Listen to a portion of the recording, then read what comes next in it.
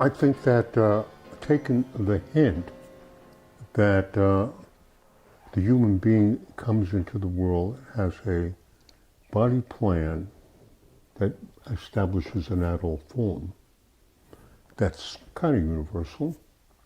That kind of is. And it's adaptable so that it's not uninfluenceable, so that you recognize that the organism has a plasticity in its development over different periods of time that gives it a socialized state and a somewhat personal response depending upon how they're programmed inside themselves. So then I see that it is possible that the organism has the possibility to make a personal form life.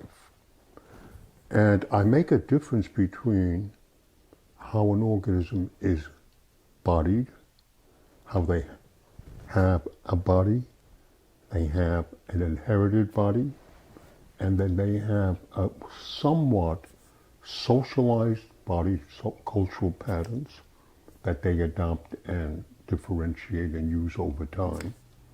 And some people have a personal life or a subjective life, which they link to the life of the mind or the life of the images or something they want to call a sort of an inner self. Mm-hmm. But it doesn't appear as a bodied event. Mm-hmm.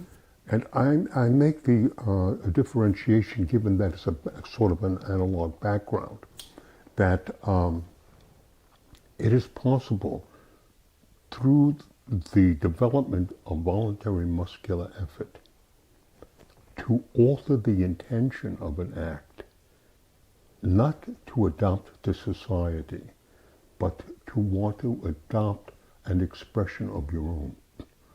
It would be like somebody who learns to play a musical instrument, how they have to practice voluntarily in order to get a certain sequence of sounds or a certain sequence of breathing in which they form a personal relationship to the instrument, mm-hmm. or to the tool that they have, or how they want to use themselves, say, to run a short distance, mm-hmm. or how they want to use themselves differently than they're programmed to chase an animal or to use agricultural techniques.